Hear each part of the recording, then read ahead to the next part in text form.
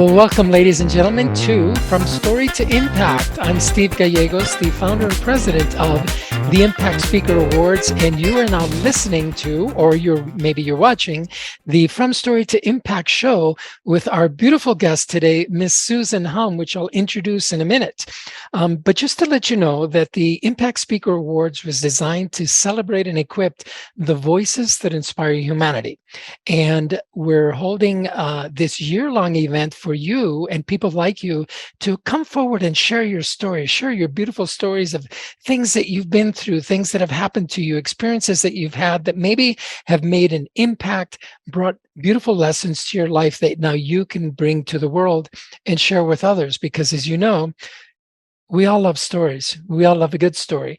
And it's the stories that get us through some of the most difficult, challenging moments in our lives. And so if you're ready to do that, if you want to do that, and for the chance to win $20,000 in cold hard cash, that's right, $20,000 goes to the grand prize winner of the Impact Speaker Awards. So you can find all about it, all the details at the impactspeakerawards.com. And you'll also get to meet some of our resource partners there. And I have the privilege of interviewing today our very first official resource partner that signed on with us. Yay! Miss Susan Hum, and she joins us in the virtual studio today, all the way from our beautiful neighbor up north, which is Canada. And I love Canada so much because my wife is from there, and I got to experience so many wonderful things up there in Banff and Cold Lake and Jasper and all the other beautiful places that we've been to in Canada. And so Susan gets to live there every single day. So I want to welcome to you right now to the studio audience, Susan Hum. Hello, Susan. Thank you for joining us. Hi, Steve. Thank you for that great introduction. And, privilege, honor, all mine to be here with you on this beautiful project. And Alethea, I think I get a lot of requests to collaborate or to join forces and anything like that. And I really haven't taken that much on within the speaking space because I'm looking for the right partners to align with. And what you're bringing to the world with this, it's the most needed than ever before, because everybody is dying to speak. And you're one of the very people that I have always felt safe with. And I think as women, it's all about feeling safe. So privilege is all mine to be here. Oh, well, thank you very much, Susan, for those kind words. And I know that they come from your heart because you've said them many, many times before on other platforms that you and I have worked on together and in the personal conversations that you and I've had. You're one of the, you're one of the, what you call, and I'm not saying that you're better than anyone or that I'm better, that anybody's better than anybody, but, there's some people that just appear in your life that you're magnetically drawn to because of who they are, what they stand for, their values, their integrity, their honesty, and their excellence, and how they deliver excellence in the marketplace. And you are on the very top of that list, I have to tell you. And Alethea and I just love working with you. We love to learn about the projects that you're working on because you don't work on small things. Susan's not holding a little webinar here and there not that webinars are bad, right? For those people that are starting off that way, but you're doing some very, very big things. In fact, you recently wrapped up filming on a human trafficking, sex trafficking program. Tell us a little bit about that. Yeah, I love my passion projects. I think you too, and I think we all love our passion projects, but this one's huge. A few years ago, I started a company and a corporation called Steel Rose Inc. And at that time, I wasn't in film production, or I don't come from that world of show business. I've only coached actors and show business people, but I always wanted to be in the space of content creation and creating truly meaningful, impactful content for the world. That is, everything's propaganda on there. Let's be serious. Even what we're doing, there is propaganda, there's good propaganda, there's negative propaganda. So either which way. So I set up this company that was driven towards, and one of the aspects when we worked with the lawyers to set it up properly, they asked me, what is the basis of this company? And I said, you know what, add in film production, right? And only recently, I've always been connected with Catherine Ann Wilson, who created the foundation Stop Trafficking US. And she is one of the very few, if not only, thriving, surviving women out there in the space of advocacy within the space of sex trafficking. But she's not really, she's helping girls on the rescue level, but not really. She's more so focused on preventative, which is education. Right? How do we prevent another child from being preyed upon, another vulnerable child? And that's why I've been supporting her for the last few years. I've pitched her story as a movie to quite a few of my friends in show business. But of course, during COVID, everybody's in survival mode, never mind thriving, everyone. And here I am, still pushing a mission through COVID. I'm like, what's wrong with me? Am I the only person that's trying to drive mission? And am I the only one that it's like something's wrong here? And nothing's wrong. It's just COVID threw everybody off keel. Timing. Yeah. Yeah. So I said, you know what? I'll just pack it away and I'll just keep doing my thing during COVID. And very recently, I actually reconnected with an old client of mine and somebody from the past many years ago whom I helped, coached, and actually got their marriage back together. And so, you go through these phases in your life where you help somebody and you send them off and they create magic and you don't know what's going on, and you just did your deed and things move on. But I didn't realize just what kind of impact our work had done for him, where he went on into acting. He became a stuntman for X-Men, and he just finished filming Lord of the Rings. And when he came back, he wanted to interview me for the podcast. And that's when I asked him point blank, what are your dreams? Like, are you looking for another acting role? He goes, no, I'm looking to produce. I've been in the production world now for the past few years and I'm ready to produce. I'm like, well, I have the film for you. So no joke. You never know who's just going to come into your life. And basically, it is one of the aspects of the film series about sex trafficking, but I'm more focused on producing a film that is sex trafficking is not the end game. What are all the precursors that lead our young people into vulnerable situations? So another aspect of film, I want to focus on social media. Like, what is it beforehand? It boggles my mind, the rate of sexual abuse and molestation for very young kids and the precursors of where it takes us in life.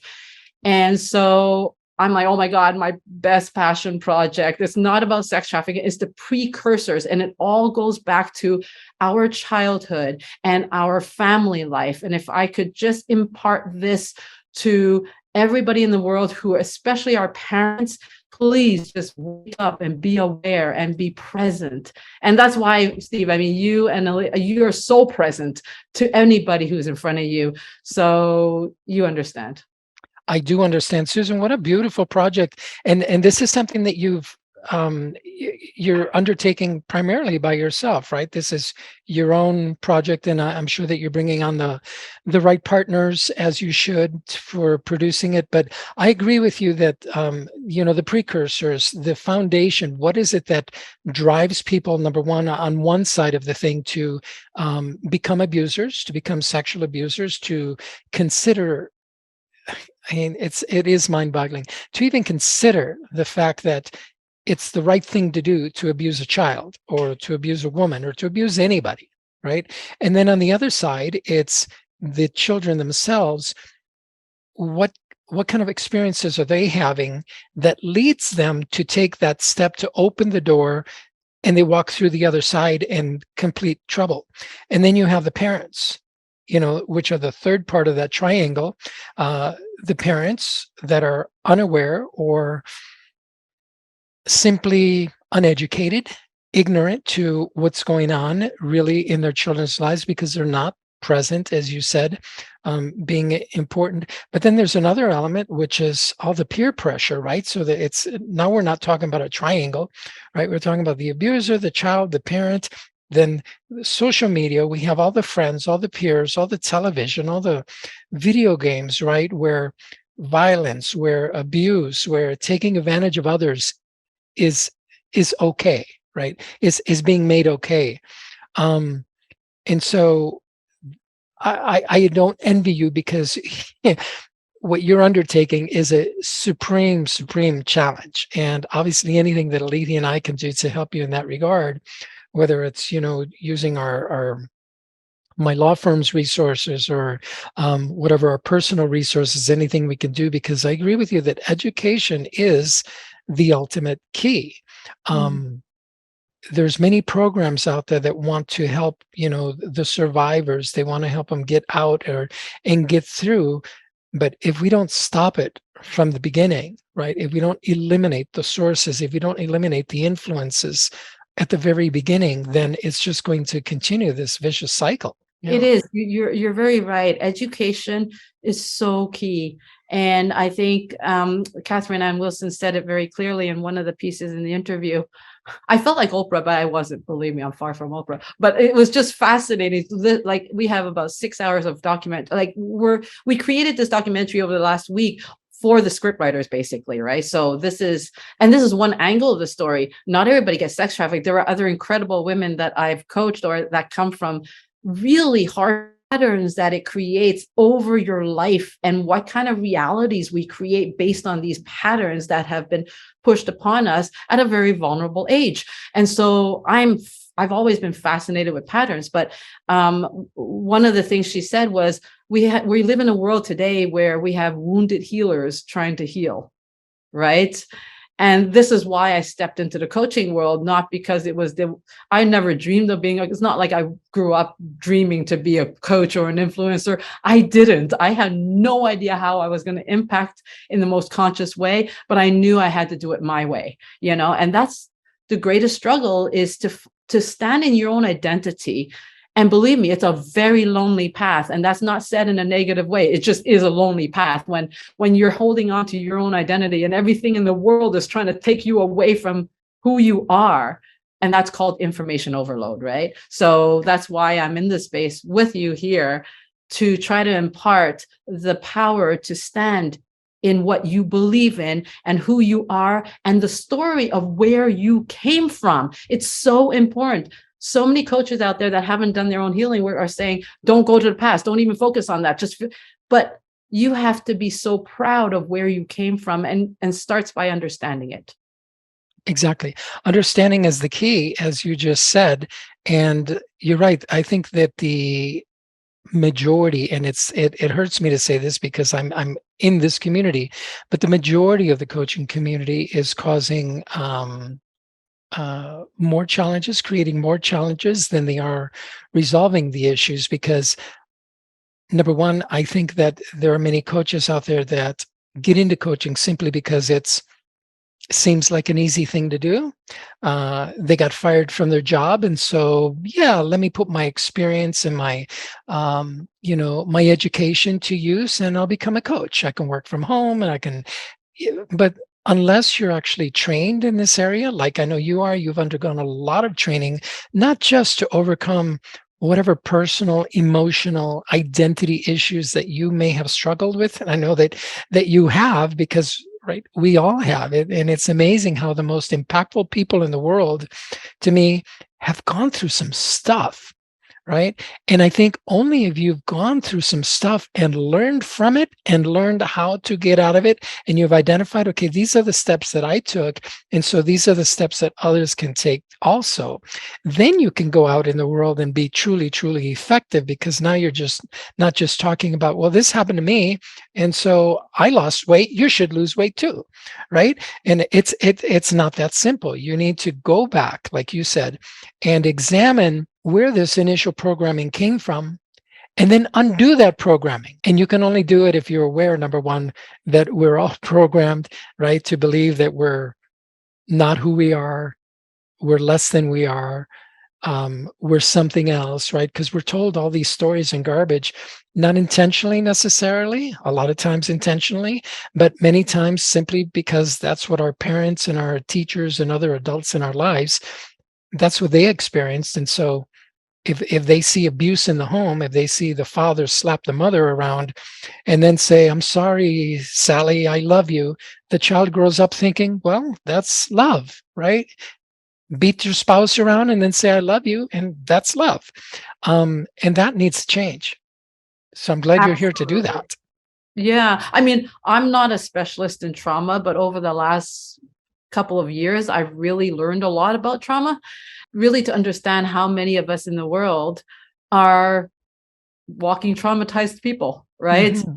And the most beautiful thing about trauma is there are trauma experts. And so we have to know how to work together in bringing each other's expertise to bring solutions to our clients and not to take ownership of our clients. And I think that's one of the greatest things that coaches, I love the coaching industry only because everybody in the coaching industry has heart. I'm hoping. I don't know everybody, but I'm hoping that's the reason, right? But I would only think so.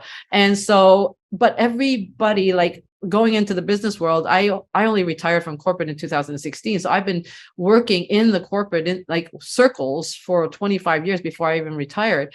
And the training we get in corporate is how to stay focused. So if you come from that background of business, you should be trained on how to be focused and strategies and goals. But so many of these coaches come from industries where they didn't get any formal business training. So I understand how they don't know how to run a coaching practice. But even that, when we're working with people and impacting people in a great way, everything is geared around strategy. Everything is geared around a goal.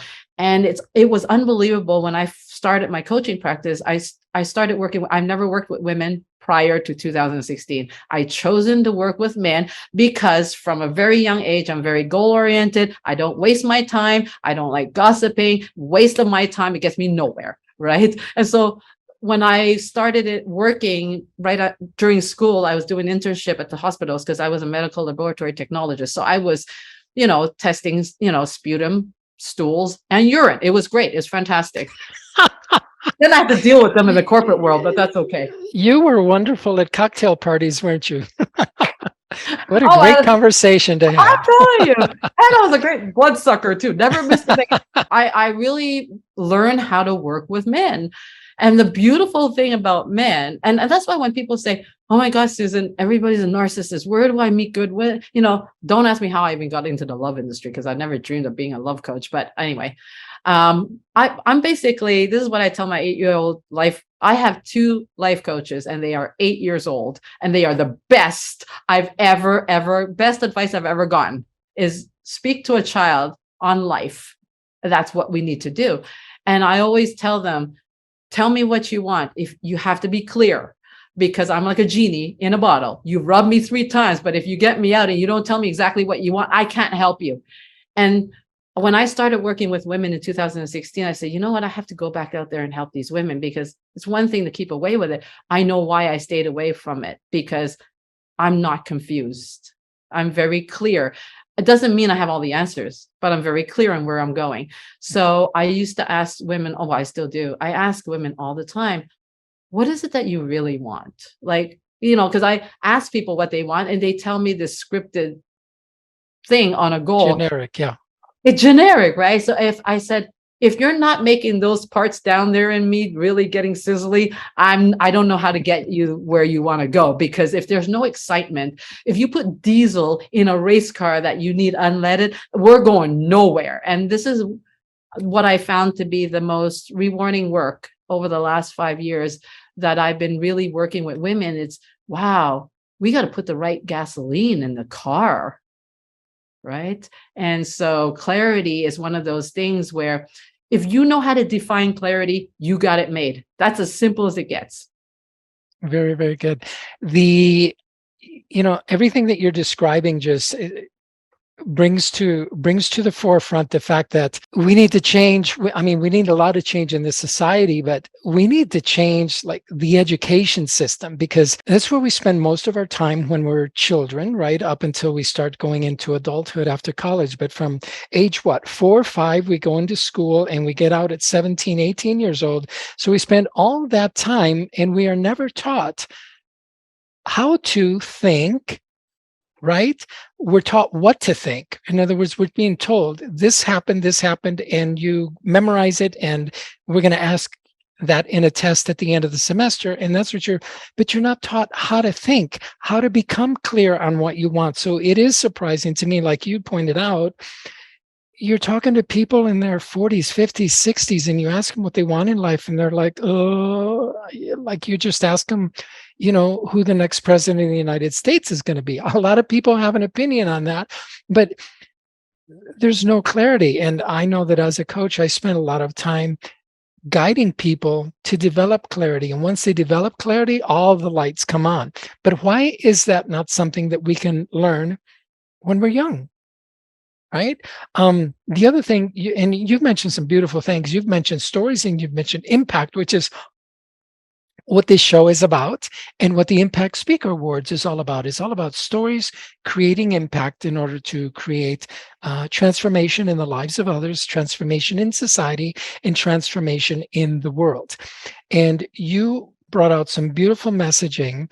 One of the ones that I want to follow up on is that you said, we all have these identity, we all have these stories.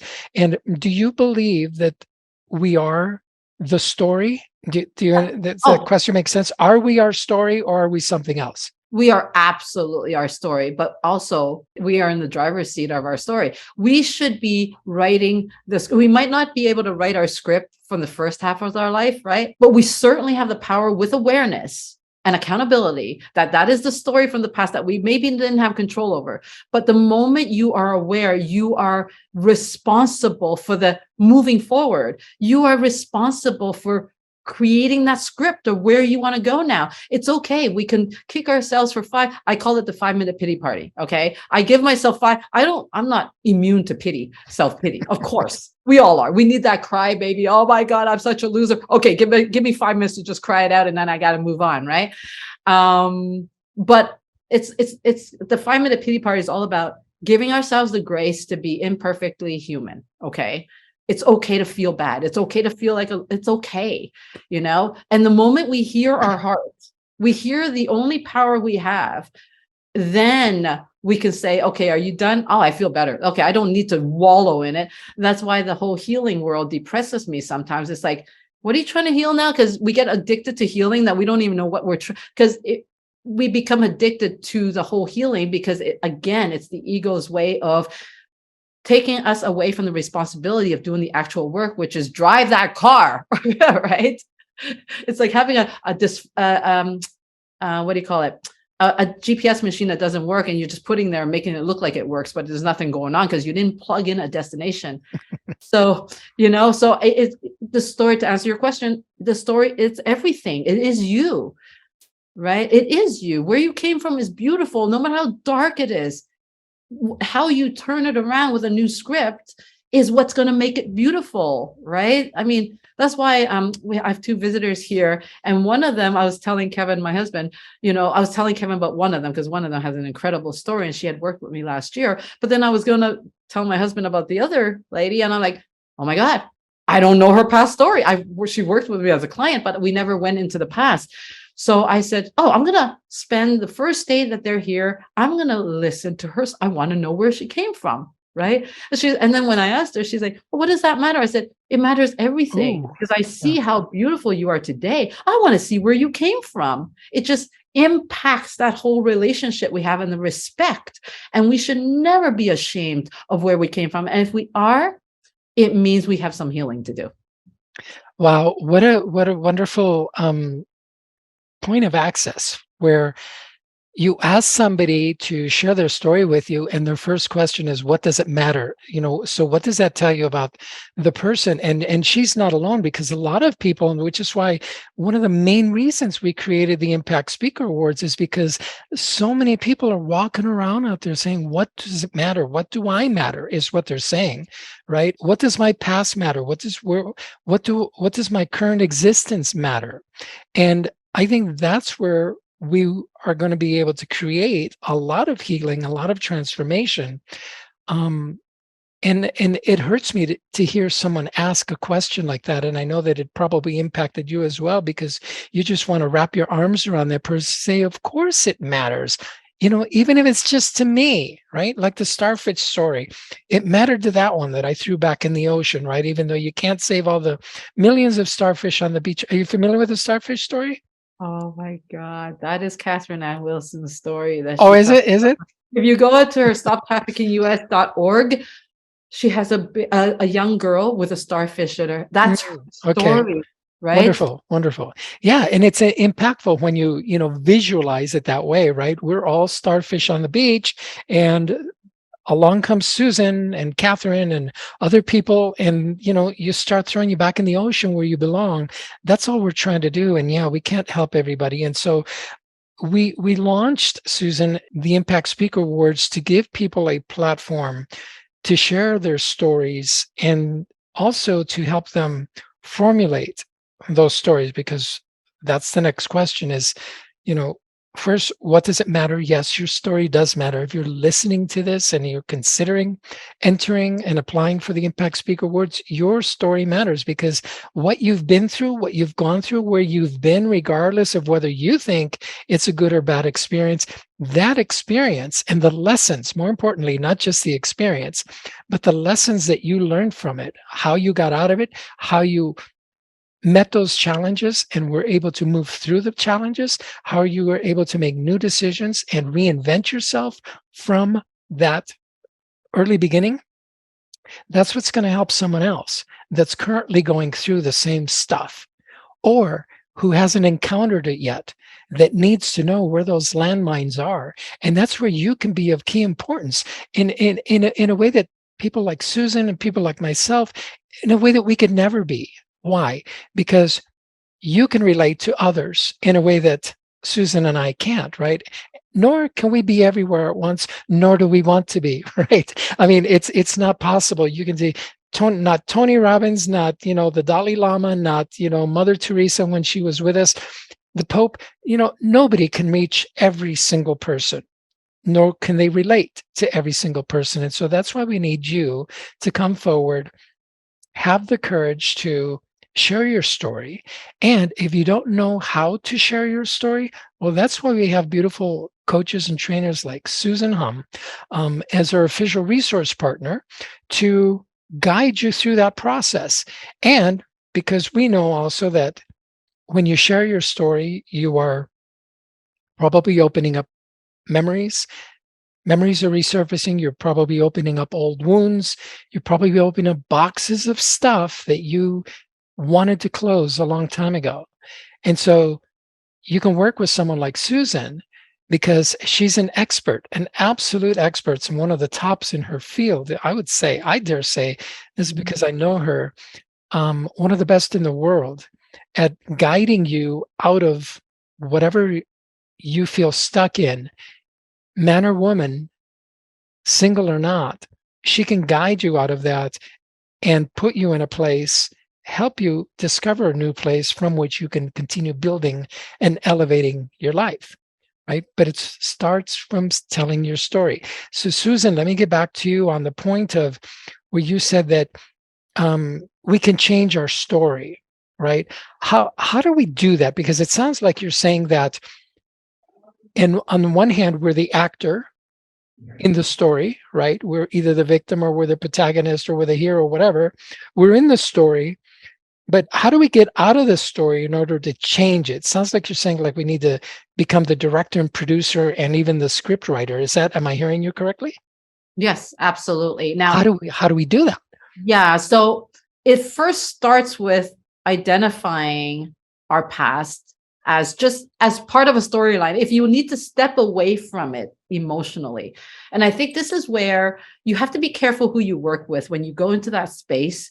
Because let's say, for example, if I cannot separate myself from you, you will feel the energy of my pity for you because you're going to be triggering me. Like, this is why coaching, it's not for everybody. It's a tough job. And if it's easy, we're doing something wrong. It's tough because people's stories, horrific stories, can trigger you on your own past. So if you haven't dealt with your own past, then it's going to be hard for you to connect with human beings. And before I answer your question, last year I did a study for one of my master classes. There was nearly 100 women. And I asked one question: what is it that you want out of this 8-week class? What is it that you want? Just one thing. And some of these are the biggest, like they know everybody but everybody. But yet all they want is connection. Doesn't that say a lot, right? And I think with connection, it starts with us connecting with our truth, and our truth includes our past. If we reject our past because it's too scary or it makes us feel too bad, then we're rejecting ourselves. If we reject ourselves, everybody else will reject us as well. So this is not woo woo. This is not witchcraft. It's just whatever. And it's funny because I was just explaining to my film cameraman the other day what manifestation is, because he doesn't come from this world, right? And I said, manifestation is, I'm speaking to a cameraman here. Now, he spent about 2 hours trying to create that frame within that camera. It's like, you're a photographer, you know, Steve, right? So you have a frame of what you want to see, right? And you will move that camera around, move everything around, move yourself around to get the frame that you already have visualized in your mind, right? And then, so once you hook on that visual, every picture you take, you will compare it with the frame that you had in your mind. And if that frame's not right, you're going to take that picture over again, and you're going to take that picture over again until you get it right. Well, the same thing, manifestation is just that. What is the frame that you see? Right? Whether it's in your mind, in your heart, or whatever. Some people use vision boards. I'm not a vision board person, but create that frame. And then after that, what does a cameraman do? He will start focusing because I watched what he was doing. So I'm like, hold on, I could apply that on life. After we get the frame, which is hard work, it takes hours, for a cameraman to do it. Can you imagine in our life? What frame are you looking at, what you've prepared? Then we have to start turning each camera to make sure that they got a clear picture of that frame. Yes. That's the focus. Exactly. So, but the thing is, it starts with getting where we want to go. I don't even go into the past until you tell me what you want, because then what are we going in the past? What is the purpose? And the whole concept of purpose is so overrated right now. People are looking for it. They have no idea what it means, and they don't even know what it looks like. But I would not go into the past until I know what you're going forward with, right? So before we even go into the story of crafting the story, let's calibrate. Where do you want to go?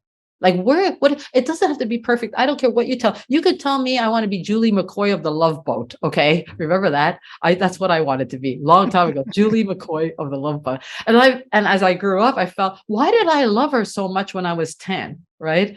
Because she was a party planner. Like that's the best job. You're loved by everybody, right? You're loved by everybody. You're getting paid for it. You're going on your freedom, the cruise, right? So I really realized only in the last few years that is what it meant. But it doesn't matter. People will say, Julie McCoy, that's such a dumb dream. It's like, I don't care what you say. That's your dream. No one has a right to tell you whether it's right or wrong. So identifying where you're going before you go backwards, because otherwise, if you go backwards without a purpose, you're just going to keep kicking yourself, because all you're seeing is what you've done wrong, what has gone wrong, what have victimized us. And we're such a victim to circumstances without the purpose of understanding why. Everything that happened to us in the past is a reflection of something we have to learn. So let's go back and learn what we need to learn, and then move forward to take that lesson and create something going forward. But we can't move forward, take action before we relinquish what we are carrying up Mount Everest, because the higher you go up in altitude, you got to offload that weight. Absolutely. Wow. What a wonderful description about how to formulate your story. I love the idea of having a focus on the present and the future, right? Before you go back. And I think what you're also sharing is go back alone, so that you feel protected and that you feel safe, and work with somebody like Susan, who can help interpret, right? You're never going to change what happened in the past, but someone with the training and education experience like Susan can help you interpret what that meant and give that event, that experience, new meaning that can help propel you forward. Because Susan, a lot of people love their story so much. They are so in love with their story that no amount of coaching, no amount of therapy, no amount of intervention can help them through that, because they've tied their identity so tightly wound around the particular story that they get fed by sharing the story, right? How many people have you worked with or met, whether you've worked with them or not, that every time you see them, you give them great advice or suggestions about how to, oh, okay, thank you. And the next time you see them, they're still in the same place, telling the same story. And you say, well, it was suggested that you do this, or did you go see that person, or did you go see that doctor, or did you go to this training, or did you get your resume done, or did you go apply for this job, whatever it is. And they're like, oh no, because of the wonderful things he does. No, I just threw that in. um, they love telling the story so much that that's who they are. What, if anything, can be done to get someone who's at that place, right? Because there's a lot of people that say, I don't like where I'm at, I want to change, help. And they follow your guidance. But then there are those people that say, this is where I'm at, I can't change it. And while I say I want help, I love my story so much. Is there help for someone like that? There is. I mean, might not be me, because I know the level. I can't play around with my own vibration and my own superpower. Just like you have a superpower that once you move around too far, you move away from your superpower, and that doesn't serve anybody. So we have to own what our superpower is. And that's a lot of work. And, just teaching women how to own your superpower, never mind identifying it. But once they identify it, it gets lost once they start thinking about it, because it's like, no, they can't even connect with it. So, but yeah, there's some for everybody out there. If they're not right for me, they might be right for you, Steve. And it's not because you're at a different level from me. We're just different people. We have different expertise. We have different superpowers, and coming together, it can help somebody. Like somebody, I had a client that had PTSD, and right away I noticed it. And yes, I couldn't take more money from her and drag her along the path, but I actually told her to take that money and please go see a therapist specialized in PTSD, so that we can maybe do some work in the future. But for now, you need a different type of help. And if I take you on, it's called bullying. I don't know what to deal with that. I don't have that specialization. So we all can work together. We all can really, the people that I know are aligned and powerful in what they do, and they're not there for significance, they don't need validation, they just do what they're good at, then I will always share the business and the people. But the one thing we all can do, though, as people, as parents, as coaches, as business leaders, please stop enabling people. Right? This is the problem, is that we feel so bad, and that's triggering our own unhealed traumas, by the way, right? We take on too much of somebody's journey, and yeah, they might be begging for it, but if you listen to somebody's heart, they're actually begging you to stop, right? So their head is telling you through their words, please just listen to me. I need to, and their heart is like, just kick me, just slap me, just do whatever you. And people pleasing is probably one of the biggest epidemics out there. People pleasing, more so for women than men. And I remember when I used to work with women all the time, we used to joke around, and I used to talk about my women issues, my emotional women things. And they'd look at me and, so why don't you just walk away, Susan? I'm like, yeah, why don't I just walk away? This person is like wasting my time. That doesn't serve a purpose. Men is all about purpose. What is the purpose? I'll take pain as long as you tell me what the purpose is, right? Where is it leading me? Women are not taught to be strategic. And so we have to, the only way people change, there are two things that are important here, right? One thing is, I can't want your well-being more than you want it for yourself. Number one, right? Number two, oh gosh, geez, I just lost my train of thought.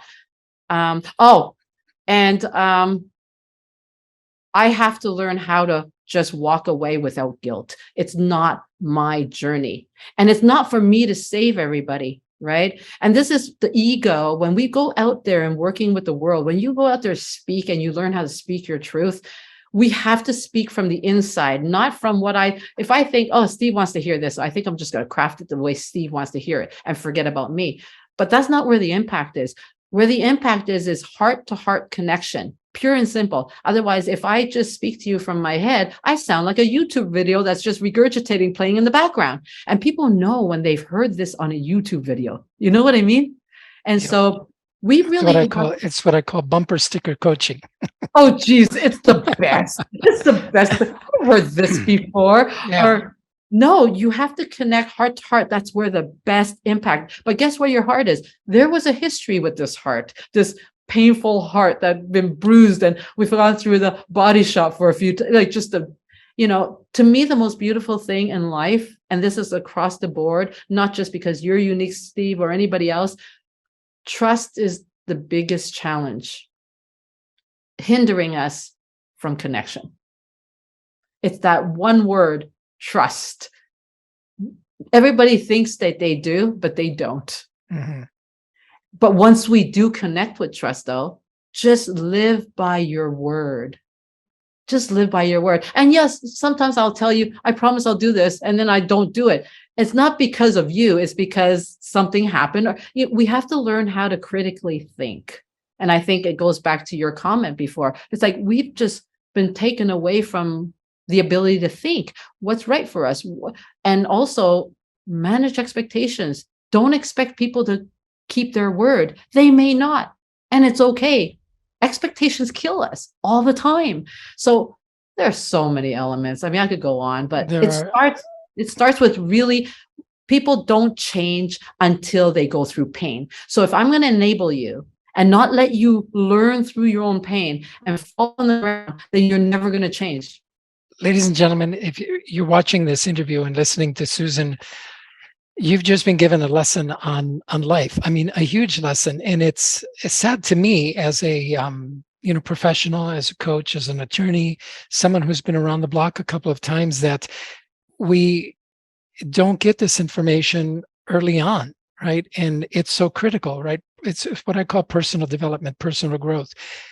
All of this information that Susan has shared with us is so critical to who we are, where we are, why we are. Is the most important, is that why we are, why we're this, why we're that, why we're that way, why we say these things, why we act these things. It's all because of our background, our story, where we came from, as Susan has described so elegantly, that's where you need to focus on, go back, derive the lessons from it, and then take those lessons to guide you into the future, making adjustments from where you are today. It's one of the most important subjects for living, for creating a career, for creating life, for creating relationships, for whatever it is that you want. You need personal development. And if there's any academics, but for those of you that are in the school system, let's find a way, let's work together. Contact me. I've got other amazing people to put in contact with you, that we need to find a way to bring personal development and personal growth into the curriculum so that we can avoid all these mistakes when we're 20, 30, 40, 50 years and we're now just deciding and waking up to, I'm unhappy. Why am I in this bad marriage? Why am I in this job that I don't like? Why am I, behaving criminally or doing whatever? Anyway, I'm not making much sense right now, but this is all going to be edited. You're passionate. You are passionate about education. You are passionate about education. That's beautiful. I mean, that's what this platform is creating the best education, which is you as a role model through the stories that you want people to share. And let's go to the story portion, because since we're all about stories, Susan, I know that you've been through quite a bit in your life, some good, some bad, depending on how you see things. And I know that you've coached and worked with hundreds and hundreds of people, men and women in the corporate world, as well as in your coaching practice. Is there a story that you can share with us that has either impacted you or something that you went through personally that has been a foundation for you to then guide others through that same process? Absolutely. My God, so many, but I'll just talk about very recently. Recently I started writing my memoir about 2 years ago or a year and a half ago during COVID. And it was the hardest thing. So I totally get when people are saying, well, my past is my past. It's like gone. It doesn't even bother me. And then when you start writing your memoir, right, it's a powerful thing because it took me back. I'm like, why am I so verbal? Why do I stand so strongly by my word that even my husband, who's a lawyer, cannot cross-examine me and I cross-examine him? So that's painful. You can see a lawyer running around the house hiding because I'm cross-examining him. And I'm like, how did I get this voice without being obnoxious, without being arrogant, to stand strongly and assertive? And I remember one of the stories in my chapter, I go back to, my gosh, I remember that moment. You know, when you remember that moment in time where your heart just got so broken that it just, you started building these walls to protect yourself. And yes, I'm Chinese. So, you know, thank God if I didn't break generational patterns in my work, in my life, I'd be serving you chicken chow mein at a Chinese restaurant. And believe me, I might spit in it because I hate the job. Right. So, you know, and you'll get on my nerves because you're telling me what to do and how to serve you. So thank God I broke that generational pattern. I did not own the restaurant that my father had. He ended up selling it, thank goodness. But I grew up in a very Chinese, I'm first generation, so I was born here in Canada. And my father has always told me, Susan, you talk too much, you always get in trouble, and you need to be quiet. We're in a white man's world and we're second class, and whatever they say, they're powerful, they are right, whatever, you know, same old story. And so I remember at a very young age, I was also reading a lot of the government paper. At 7 years old, I was reading all the mail coming from the government to my father because he didn't understand it, right? So I had to read it and translate it my 7-year-old self. So you could only imagine just what kind of stuff I have in my head now. But I remember I was about 7 or 8 years old, and back in the day, there's no helicopter moms. Okay. Today they're all over the place, but there's no helicopter. We go off, we could be dead after 7 hours. Nobody's checking up on us. Right. And I remember I had to go to the dentist. I had a toothache and I guess I had a filling, but I didn't know. So my father called the dentist down the street, and I live on the other side of the tracks. So down the street means it's probably a bad dentist, you know. But anyway, nobody questioned anything. So I walked to the dentist that morning. And the moment I walked in, I smell the smell, you know, the dentist. I can't go to the dentist today without like digging my nails in because it's so traumatic or come through me like, oh my God, something bad is going to happen. And this is not my first time at the dentist. This is how powerful our intuition is, right? So I went in, and as soon as I saw the dentist, as I was sitting in the chair, I'll never forget this moment. And he's a much older guy, probably around 70, very gray. And he just gave me this look of, you're garbage. Right. So I knew something was wrong, but whatever. So I needed a filling. Guess what? He started drilling with no freezing. Novocaine. Oh, wow. I remember sitting there for, it felt like hours in such severe pain and gripping on the chair. And I didn't have the voice to even voice the pain. I didn't say anything. I took it for all that time. And that forever made me angry. You know, it's just all these things just crept up, and I became very angry as a teenager. I became a steamroller, and all these women that declare all these men are narcissists. Well, I know a narcissist when I see one. I became a narcissist. I destroyed anybody that was in my path. And that's what happened. And so what was traumatic and awful and a victim story created me to become this overachiever that I was never going to let anybody ever take advantage of me again, until of course I met my husband, and then I had to learn what vulnerability is. That's a whole different ballgame. But how many people out there struggle, especially women, struggle with vulnerability because somehow our souls were broken because we have unconditional love and trust, right? And so that's one of the stories that changed my entire life. Like, wow, how important is that voice? How important is it the voice? No matter how much you're going to hurt somebody else, you need to voice how that person is affecting you. Because you know what I started learning as I was growing up and getting more conscious is like, that person's not even realizing my responsibility is to educate them on how to love me, how to care about me. I'm the only person that knows. So if I don't speak up and say, hey, you're hurting me with that, actually today I would have punched them in the face, but you know, like, how can I just not say, and this is just one episode of many things that happened throughout my teenage years where, I mean, I nearly got raped once from behind. I was at a payphone. Don't ask me how that happened, but I thank God he was shorter than I, so I beat him up and he ran away. But I went home and I did not say a word, right? It's almost like what keeps us from not speaking up? It's shame. It's self-worth. We're not of value. And growing up, because we're second-class citizens as Chinese, again, it devalued me. Right. right? Right. So we have to learn today to empower ourselves to look at it like, no, we didn't know. So don't blame for ignorance. And let's learn from it and identify the patterns.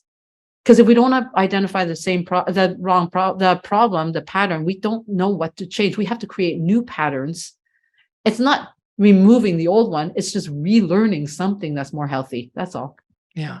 Wow. What an amazing story. And, going back, identifying the fact that before this happened to you, before that visit to the dentist, you had been programmed all of these years, all of those days to just shut up and be quiet and Yeah. not express yourself in any manner. And so there you are, an opportunity where you should have expressed yourself and voiced something, right? Like, this isn't right, it hurts.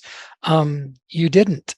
The wisdom is in this lesson is you can go back and see where that started. And like we said, you can't change it, but you can give it a different meaning. That was your dad's paradigm. He was just trying to protect you. He was trying to keep you safe. And that's what he thought was the best thing, is that, no, if we just be quiet and don't let anybody see us and just go about our day, minding our own business, we'll be fine. But if you start making noises and speaking up and those kinds of things, people are going to start, we're going to start drawing attention, and we don't want that. Right. So yeah, I see it. I see your dad's point of view too, right? He clearly wasn't trying to hurt you, and obviously that. I know that you've got so many other things to do and places to be, so I don't want to consume all of your time on this wonderful interview that we're having. Let's go to the Impact Speaker Awards, and as an official resource partner, what are you going to be offering there to the applicants to the awards program? Well, what I've done is I actually created a special program for you all, and it's the unapologetic coach clarity program. And I say coach because if you're out there telling a story, wanting to share a story with impact, it's because you want to influence. You want your story to impart, like you want to impart that wisdom and that power to help heal whatever the world or anything you want to do. But it starts with, let's get clarity on who you are and be proud of it first. Right. And as you're learning to craft the story with other experts within this circle, right? Because you're going to have so many other experts. You already have experts, even yourself, Steve. So while you're crafting the message, because that's not where my specialization is, I'm here to let you sit in the power that you were born with, whatever that is. And as so it's like putting a new gasoline in the car and teaching you how to just press on the gas. And then somebody's going to teach you how to steer. That's okay. We're all a team. And I think the clarity is gold. It's worth more than anything that you can ever invest your money in. And of course, it's free if you're part of this group, because of course, that's what I do here. I love you guys, you and Alithia. But really, clarity is gold. Wonderful. So you can get clear on owning your superpower. That's a beautiful thing. And Susan didn't mention it, but I'm going to mention, this is like a $9,500 course.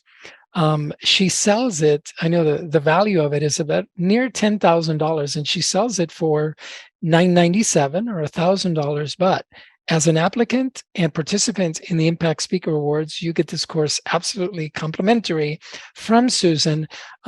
Why? Because it's helping her fulfill her mission to serve you, right? To serve you, to become a better human, to your dreams and desires, and to help you just become the best next version of yourself. But you get to decide what that is, right? No one else. We're not here to tell you what that is.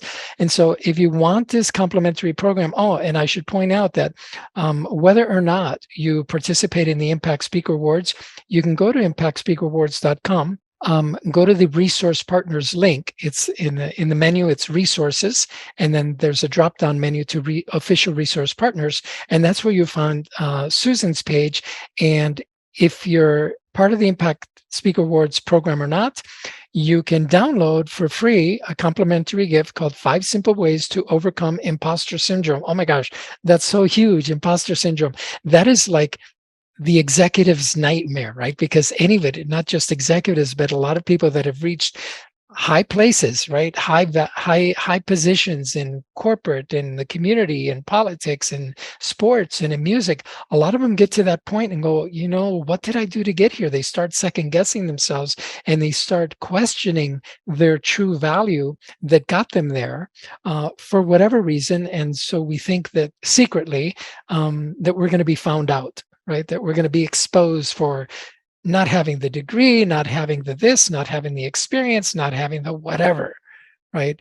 And that's a constant concern for a lot of high peak performers. And so whether or not you're at that level or not, I know that this is really a good resource. So go get that.